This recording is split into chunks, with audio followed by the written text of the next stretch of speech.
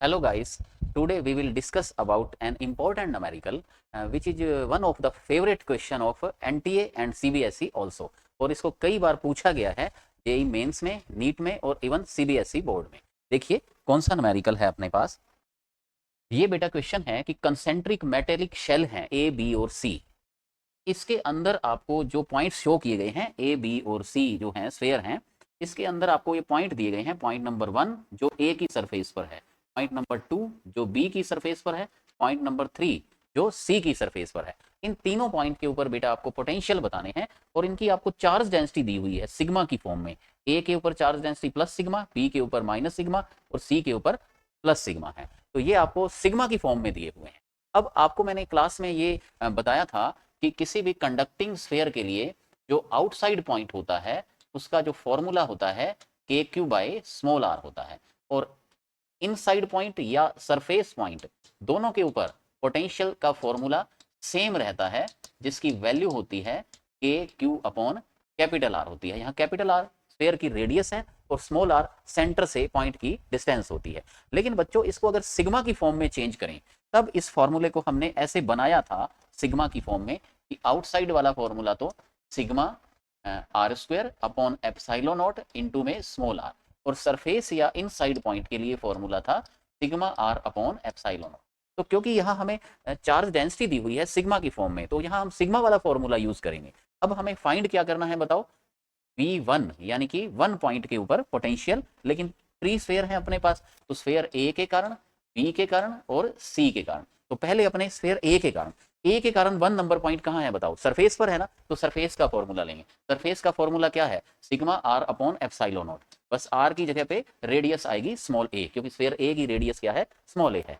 और sphere B के ऊपर बेटा क्या है, माइनस है चार्ज डेंसिटी, और माइनस चार्ज के कारण पोटेंशियल क्या होता है, माइनस होता है। और बी के लिए ये पॉइंट नंबर 1 कहाँ है, अंदर है, तो अंदर वाला फॉर्मूला, इनसाइड वाला या सरफेस वाला फॉर्मूला यूज करेंगे। सिग्मा बी अपॉन, बस रेडियस आर के बजाय बी हो जाएगी, अपॉन एप्सिलॉन नॉट प्लस, अब सी के ऊपर प्लस है चार्ज डेंसिटी, प्लस सिग्मा। और सी स्फीयर के लिए पॉइंट 1 कहाँ है, अंदर है, तो अंदर वाला फॉर्मूला चलेगा। अंदर वाला फॉर्मूला क्या है, sigma c upon epsilon not. इसमें कॉमन ले लीजिए, सिग्मा अपॉन एप्सिलॉन नॉट, अंदर क्या आ जाएगा, a minus b plus C. Next second point के ऊपर, ये तो हुआ फर्स्ट पॉइंट के ऊपर पोटेंशियल। अब पॉइंट नंबर 2 के ऊपर पोटेंशियल, तो पहले से बेटा देख लीजिए कि 2 नंबर जो पॉइंट है वो स्फीयर ए के कारण, ए के कारण, तो ए कहेगा कि 2 नंबर तो आउटसाइड पॉइंट है, तो फॉर्मूला आउटसाइड वाला लगाएंगे। आउटसाइड वाला फॉर्मूला क्या है, sigma r square, r square की जगह पर a square upon epsilon not into में स्मॉल बी, क्योंकि इसकी डिस्टेंस कितनी है 2 नंबर पॉइंट की, सेंटर से डिस्टेंस किसके इक्वल होगी, स्मॉल बी के इक्वल होगी।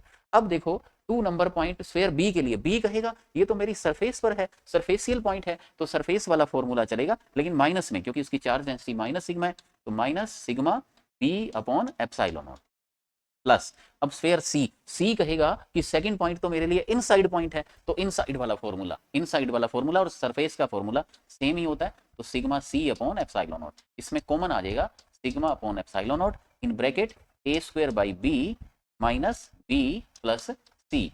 और अब हमें फाइंड करना है 3 नंबर पॉइंट।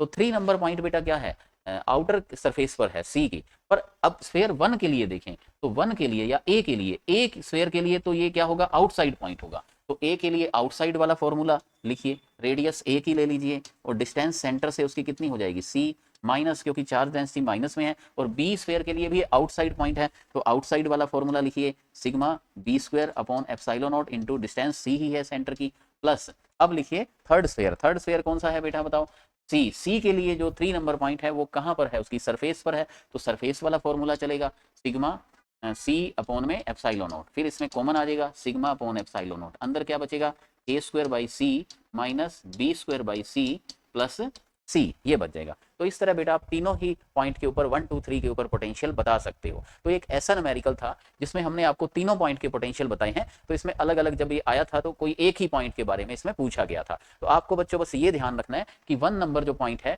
वो कहाँ है, सरफेस पर है स्फीयर ए के लिए, तो ए गोले के लिए तो सरफेस वाला फॉर्मूला, और बी और सी के अंदर है तो अंदर वाला फॉर्मूला, हालांकि अंदर और सरफेस का फॉर्मूला सेम रहता है। अब 2 नंबर पॉइंट है जो ए के लिए तो आउटसाइड पॉइंट बनेगा, तो आउटसाइड वाला फॉर्मूला, और बी और सी के लिए ये सरफेस और इनसाइड वाला बनेगा तो सरफेस और इनसाइड का फॉर्मूला, और जो थर्ड नंबर पॉइंट है वो ए और बी के लिए तो आउटसाइड है तो आउटसाइड के फॉर्मूले, और सी के लिए सरफेस पर है तो सी के लिए सरफेस का फॉर्मूला। ये आप ध्यान रखेंगे तो आपका न्यूमेरिकल बड़ा इजीली हो जाएगा। लेकिन बेटा इसमें चेंज करके कुछ ये भी पूछा गया था, वो बात ये थी इसी के अंदर, क्योंकि कई बार आया है ये जेई मेंस में, नीट में, सीबीएसई में कई बार ये पूछा गया है, तो कुछ चेंज करके ऐसे भी पूछा गया था कि अगर शेल ए और सी सेम पोटेंशियल पर हो, उनकी सरफेस पर पोटेंशियल सेम हो, तो रिलेशन क्या होगा ए बी और सी के अंदर। तो बच्चों जो आपने अभी पोटेंशियल निकाला है ए का, ये 1 नंबर पॉइंट का और 3 नंबर पॉइंट, यानी 1 नंबर का मतलब ए की सरफेस पर और 3 नंबर का मतलब सी की सरफेस पर, तो इनको इक्वल करना है आपको। तो फॉर्मूले देख लो ये क्या है, यानी कि आपको इक्वल करना है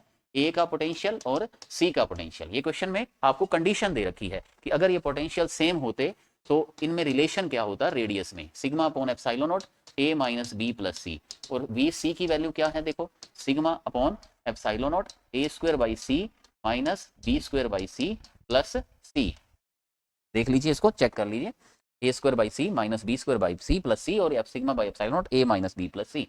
बस बेटा इसको सॉल्व कर दो, sigma by epsilon nought cut हो जाएगा, a minus b plus c is equal to a square minus b square plus c square. ये मैंने इसका एलसीएम ले लिया, सी सी इधर आ जाएगा, तो a c minus b c plus c square is equal to a square minus b square plus c square. C square से सी स्क्वायर कट हो जाएगा, और इसको बस सॉल्व कर दो, सी कॉमन आ गया, a minus b is equal to a square minus b square. A square minus b square का बेटा क्या होता है फॉर्मूला, a प्लस बी और a माइनस बी। तो a माइनस बी से a माइनस बी कट गया, तो c किसके इक्वल आ जाएगा, a प्लस बी के। This is your answer, c is equal to a plus b. ठीक है बेटा,